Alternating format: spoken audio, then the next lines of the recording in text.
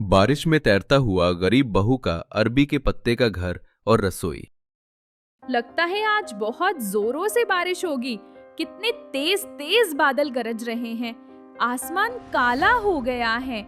जल्दी जल्दी खाना बना लेते हैं, नहीं तो बारिश एक बार शुरू हो गई तो खाना भी बनने से रहा। अरे, मैं तो सोच रही थी कि ये कई दिनों के गंदे कपड़े धोने थे, लेकिन ये मौसम, इसे देखकर तो लग रहा है कि 3 दिन और रुकना पड़ेगा। थोड़ी देर में बहुत तेज आंधी तूफान चलने लगता है और देखते ही देखते जोरों शोरों से बारिश होने लगती है, जिसके कारण पांचों बहुओं की छत और घर पुराना होने के कारण घर में सीलन की समस्या हो जाती है। पिछले बारिश के मौसम में ही तो छत ठीक करवाई थी, ये दोबारा टपकने लगी। और देखो ना, घर पुराना होने के कारण पूरे घर में समस्या हो रही है। घर में कितनी बार पोछा लगा दिया, लेकिन यह जमीन बार बार गीली हो रही है। सभी बहुएं घर से बारिश के पानी को निकालने लगती हैं।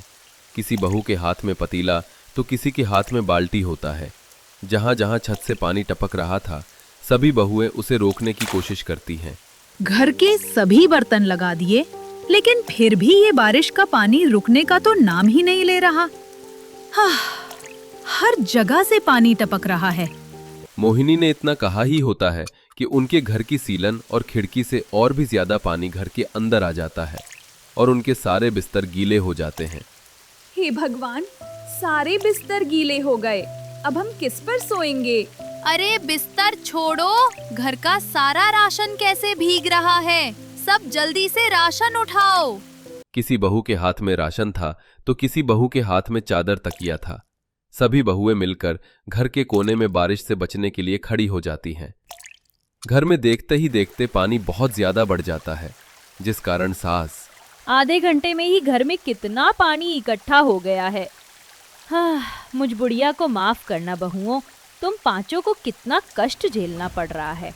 अरे माँ जी, आप ऐसा मत कहिए ना, हमारे साथ आप भी तो कितनी परेशान हैं। सास बहू आपस में बात कर ही रही होती हैं कि तभी उनके पति घर आ जाते हैं। अब सभी बहू के पति मिलकर जल्दी जल्दी घर से बारिश का पानी बाहर निकालते हैं। तकरीबन कुछ घंटे में बारिश होना बंद होती है।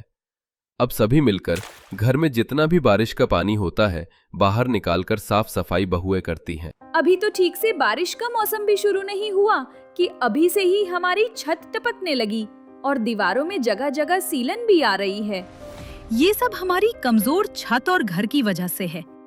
कितनी बार कहा कि घर की मरम्मत करवा दीजिए। अरे हम तो फिर भी रह लेंगे, पर माँ जी कैसे रह पाएंगे इस घर में? उनकी तबीयत ठीक नहीं रहती। पिछले साल ही तो छत की मरम्मत करवाई थी, फिर इतनी जल्दी कैसे मरम्मत करवाएं? हमारी इतनी दिहाड़ी नहीं है कि हम बार बार घर की मरम्मत ही करवाएं। घर का गुजारा ही चल जाता है, वही बहुत है। एक काम करेंगे, हम तिरपाल लाएंगे, छत को अच्छे से ढक देंगे। कोई फायदा नहीं होगा। इसे एक तेज आंधी का झोंका और अपने साथ तिरपाल को उड़ा ले जाएगा। आप मुझे ये बताइए, आप लोगों को आज की दिहाड़ी मिली? चंदू सेठ ने कहा है कि हमारी वो कल दिहाड़ी देंगे और अगले साल से वो हमारी पगार बढ़ा देंगे, तो अगले साल हमारे घर की मरम्मत भी हो जाएगी। इन 5 बहुओं के पति चंदू सेठ के पास पगार पर काम किया करते थे। कम पगार की वजह से इनका गुजारा बसर हो जाता था। आए दिन रोज बारिश की वजह से पांचों बहुओं की छत टपकती तो कभी पूरे घर में पानी भर जाता।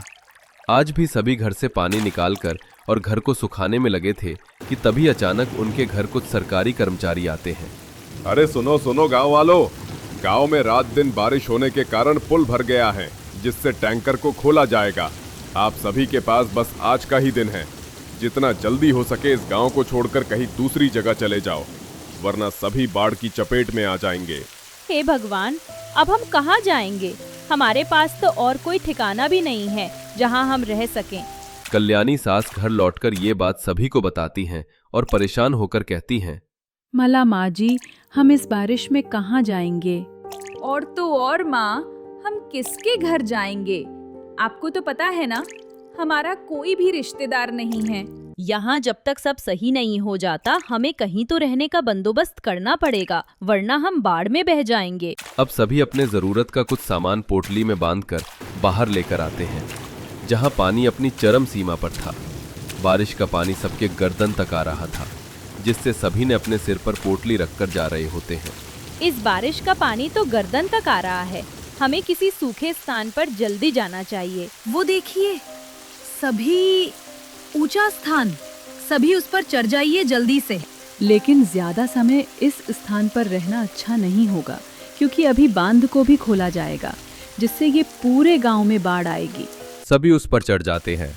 तभी सरकार के अधिकारी बांध को खोल देते हैं, जिससे पूरा गांव बाढ़ में डूब जाता है। बाकी गांव वाले अपने अपने रिश्तेदारों के घर जाते हैं, लेकिन इनके पास किसी का भी सहारा ना होने के कारण गांव में ही रह जाते हैं। हे भगवान, न जाने तू हम गरीबों से किस जन्म का बदला ले रहा है। हमारे पास बस यही इकलौता घर था, जो कि तूने वो भी छीन लिया हमसे। अरे माँ जी, जो होता है अच्छे के लिए होता है।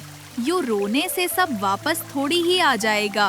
कि तभी बहते पानी पर खूब सारी लकड़ियां तैर रही थी। कि तभी पूर्वी की नज़र उन बहती लकड़ियों के ऊपर जाती है और पूर्वी कहती है, काश कि हमारा इस पानी के ऊपर अपना तैरता हुआ घर होता तो कितना अच्छा होता ना।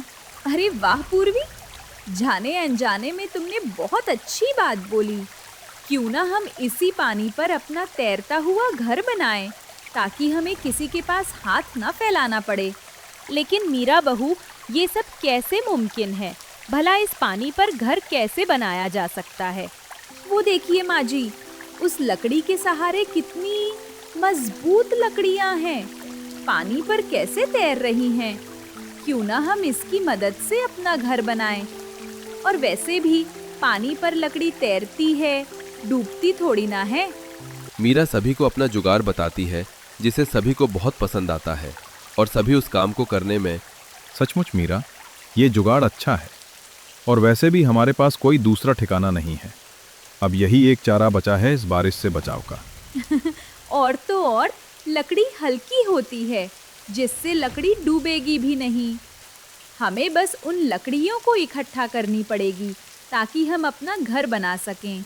जिसके बाद पांचों भाई मिलकर तैरते हैं और उन लकड़ियों को इकट्ठा करके लाकर देते हैं, जिससे पांचों जुगाड़ू बहुएं सारी लकड़ी को रस्सी की मदद से बांधकर घर को तैयार कर लेती हैं।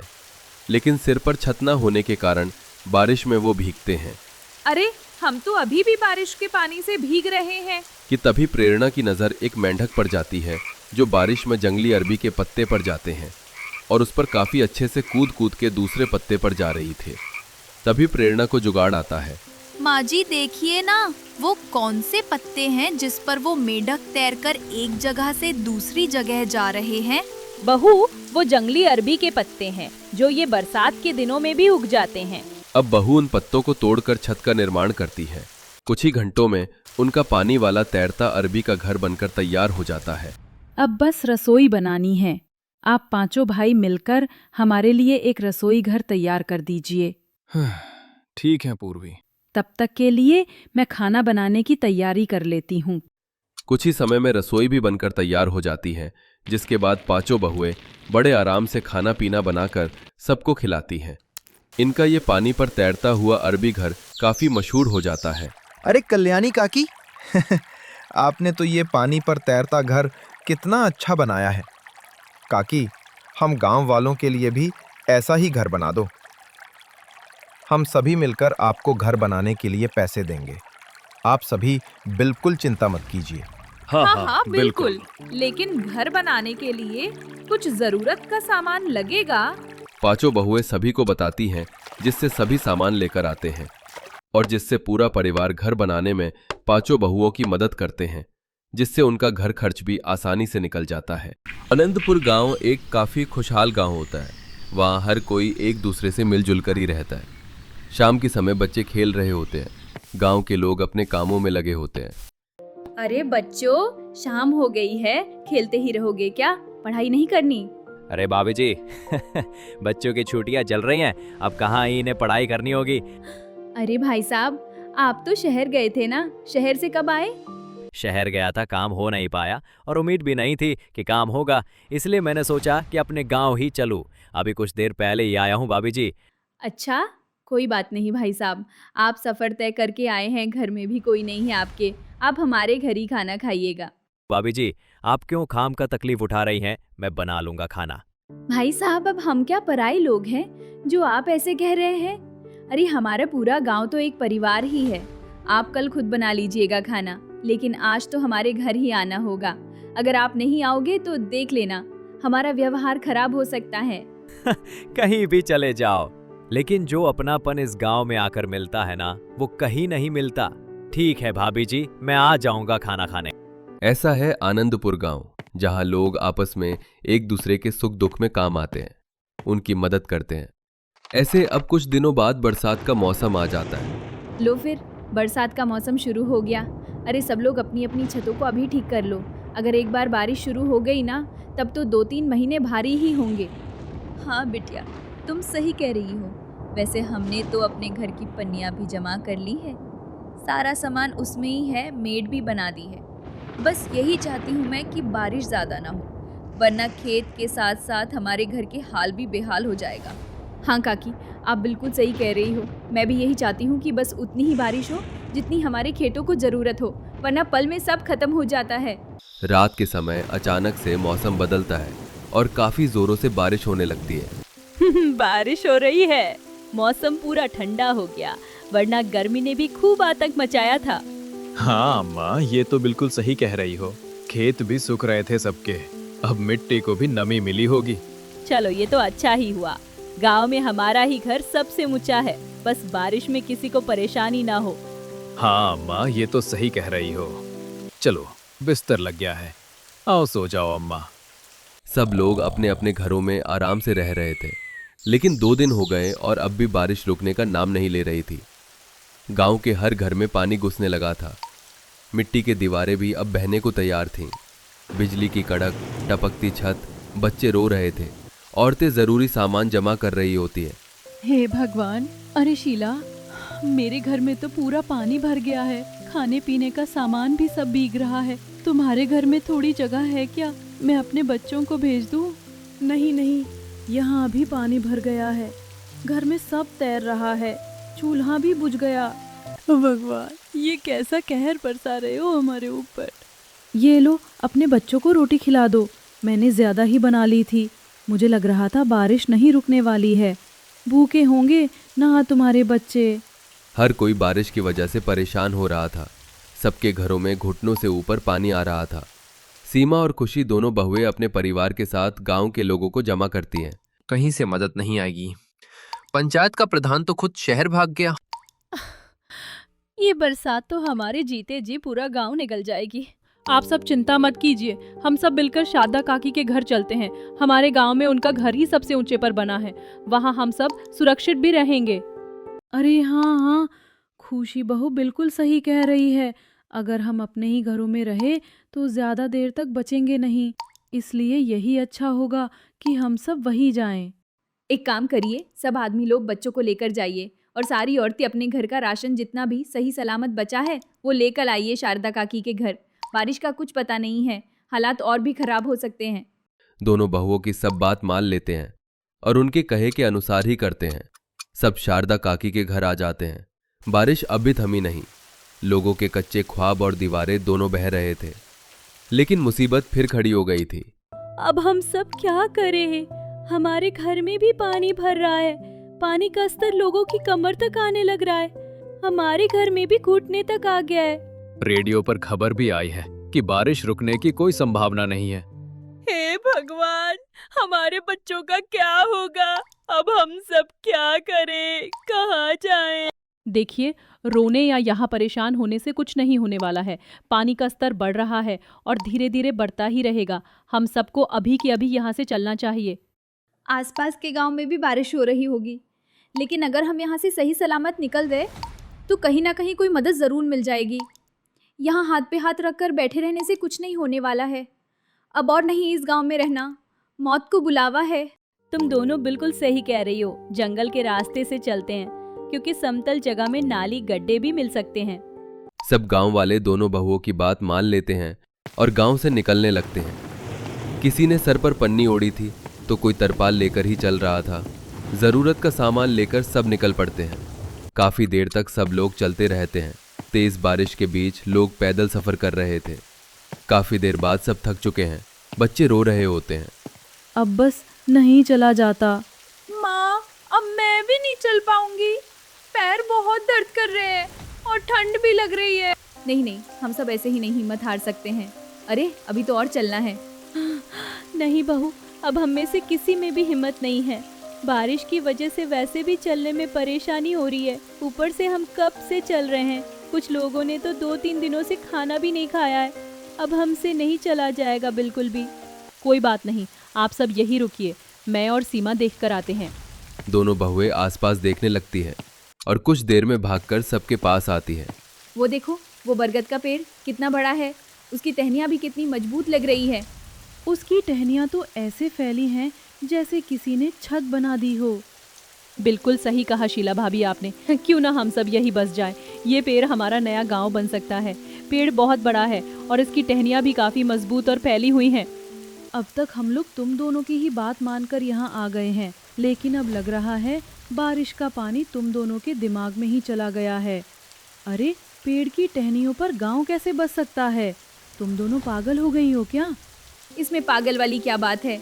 दूसरा गांव बहुत दूर है, बारिश भी रुक नहीं रही है, पेड़ ऊंचाई पर है, टहनियाँ मजबूत हैं, तो क्यों नहीं हम सब यहाँ अपना गांव बसा सकते हैं शीला। पेड़ पे घर, ये तो हमने कभी नहीं सोचा था। ऐसे घर तो हमारे समय से भी पहले बनाए जाते थे, पर होते बहुत मजबूत थे। आप सब बस एक साथ मिलकर हमारा साथ दे दो, दूसरा कोई रास्ता तो वैसे भी नहीं है हमारे सामने। गांव वाले दोनों बहुओं की बात मान लेते हैं। पूरे दिन सब लोग पेड़ की मोटी शाखाओं पर रस्सियां, बांस और तिरपाल लगाने लगते हैं। बहुएं पेड़ पर चढ़ती हैं, रस्सियों से झूले जैसी झोपड़ी बनाती हैं। शीला, इधर बांस बांधो और खुशी वो बोरी का पर्दा लगा दो। ये तो झोपड़ी से भी बेहतर लग रहा है। आप सब लोग ऊपर आ जाओ, सीढ़ियाँ पीछे की तरफ है हरिया भैया। आप सबको एक एक करके ले आओ और अलग अलग टहनियों पर भेजना। इतनी टहनियाँ हैं, आराम से हमारा गांव बस जाएंगे। तरपाल घर सब बन गए हैं। ठीक है भाभी।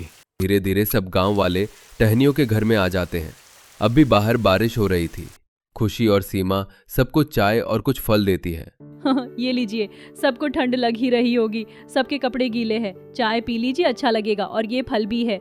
ये फल और चाय यहाँ कैसे मिले? अम्मा जी, चाय और खाने पीने का सूखा सामान हम सब औरतें पन्नी में लाई है। और जब टहनियों पर गांव बसा रहे हम, तो रसोई कैसे भूल जाते हैं? फल तो यही जंगल से मिले हैं। और सबको ठंड ना लगे इसलिए कोयले की आग रखी है हर टहनी के घर में। सब लोग अब आराम से टहनियों वाले घर में आराम से रह रहे थे। किसी को भी बारिश से कोई परेशानी नहीं होती है। कुछ दिनों बाद बारिश कम होने लगती है और पानी का स्तर भी कम होने लगता है। और देखो, नीचे पानी का स्तर कम हो रहा है। हमें तो यकीन ही नहीं हुआ। पेड़ पे घर, अगर आप दोनों नहीं होती तो एक साथ हमारा पूरा गांव पानी में बह जाता। तभी गांव का मुखिया भी वहां आता है। माफ करना बहुओं, तुमने कर दिखाया जो हम नहीं कर सके। मुझे गर्व है अपनी दोनों बहुओं पर। और हमें भी। एक पेड़ जो वर्षों से सिर्फ छाया देता था, अब सिर पर छत भी बना। जब बारिश ने सब कुछ छीना, तब इन बहुओं ने आसमान में अपना आसरा बना लिया। वो पेड़ अब सिर्फ पेड़ नहीं रहा, वो गांव बन गया, टहनीपुर, जहां हर शाख पर एक उम्मीद झूल रही थी। गांव के सब लोग काफी खुश होते हैं। और अब इसी तरह हर बरसात में जब भी पानी का स्तर बढ़ता है, सब लोग पेड़ की टहनियों पर बनाए घर में रहने लगते हैं।